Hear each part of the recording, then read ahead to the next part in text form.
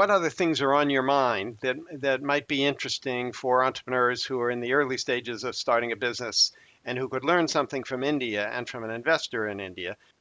Anything I else? think one of the most major, you know, important points, which is a gripe as well as something that makes me feel sad for entrepreneurs, is Is how this a gripe from you as an angel, or is it a gripe for the it's a entrepreneur? it's a great gripe from me as an angel, Yeah. but I also am sympathetic to the entrepreneur because they probably don't know this starting out, is how the concept of revenue being outdated has been taken just too far. As in, their entire effort is, and by the way, I didn't even say profit, I just said revenue. Yeah. So all the other non-monetary metrics have been taken so far as the only measure of success that we are already seeing collapses in certain sectors which have gone through like series B, C's, D's, and what have you. And now they're realizing that if you do not have money, you have nothing because you are restricted to the last lead investor you have. So I think this is something that people really need to understand, that as the world moves faster, naturally there's a natural tendency to become shorter and shorter sighted, because things are moving very fast. Just like if you were driving very fast, you'd be awfully concerned about things which are in your near horizon, because those are the ones where you would have an accident. But what has happened by virtue of this speed is that we have lost sight of the fact that the most common sense fact that you cannot possibly continue if you do not have cash flows. And Yeah. the general belief that you could move from a model which was scale without cash flow and ease yourself into a cash flow model is culturally so different than somebody who is just focusing on more transactions, more communication, more app downloads, that I do not see that migration happening. And if you could think of this early on in your startup career, I think you would survive. Though you may not have that hockey stick or the mythical hockey stick that the Silicon Valley model of entrepreneurship is promoting, but you would survive it and you would be a long-term sustainable business. Well, Peter Drucker, perhaps the most important management scholar in the 20th century, said, if you don't have a customer, you don't have a business either. Now, Right. you could argue that Twitter is, and some others are trying to prove otherwise, right? Twitter doesn't have, they have a lot of users, but they don't have very many paying customers. That is, there's not very much ad revenue yet. Like every entrepreneur thinks he can be a Twitter or a Mark Zuckerberg, but actually most of them can't, right?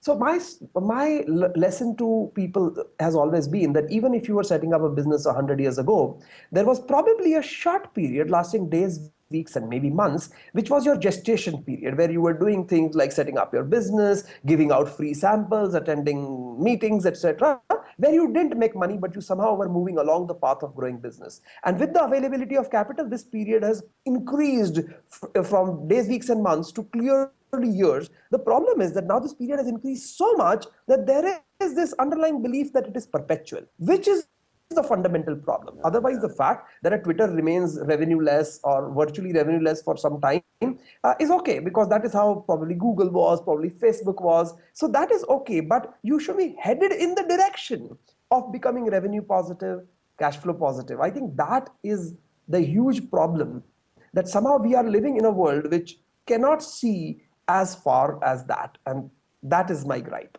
Yeah. So what's going to change that? What is going to change is, so take the examples of valuations of some of the largest companies in the world. If they continue to remain at the same multiples of their sales as they are now, or for that matter, if they continue to buy customers, and this is what probably Peter Drucker did not think about, because Peter Drucker says you need to have a customer. So our e-commerce companies are saying, sure, I'll go and buy one. I'll Namely, buy them. I'll Yeah. give you money. Yeah, I'll give you money to buy from me. Right? So that is eventually in the second phase of that circuit, the customer is giving you your money back, right? So they're theoretically or technically your customer. What is going to happen is that you progress this line a little further and see, is this sustainable? Will the valuations of startups soon be greater than the GDP of the world? And start asking those kind of questions, and it's not sustainable. So you will soon see a deceleration as a sector.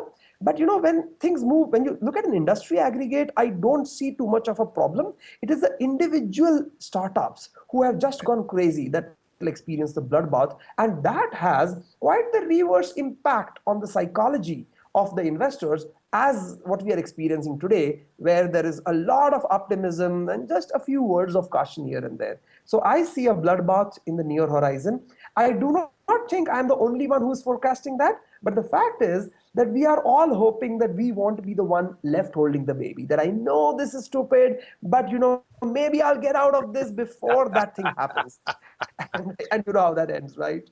Yeah, we all know that how that ends. Um, so with all this money now chasing these early stage deals, what's the effect it's had on valuations of early stage companies? So we are actually seeing a pretty interesting reversal of the trend. First, let me tell you what the trend is.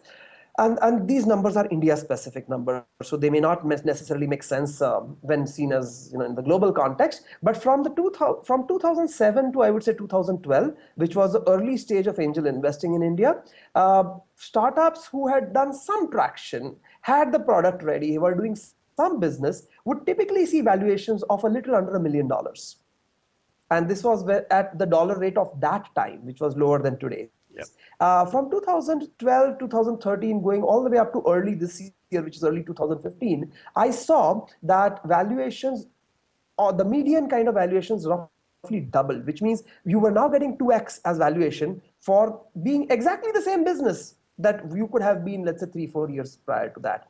But now that we are towards the end of 2015, I'm again seeing some resistance because Series A's are not happening or subsequent rounds are not happening. I'm again noticing some resistance. And in some cases, when entrepreneurs are losing their patience, they are going back headed in the direction of the valuations that existed 3 years ago. There aren't too many examples of that, but there are sufficient number of them to see early signs of a reversal trend.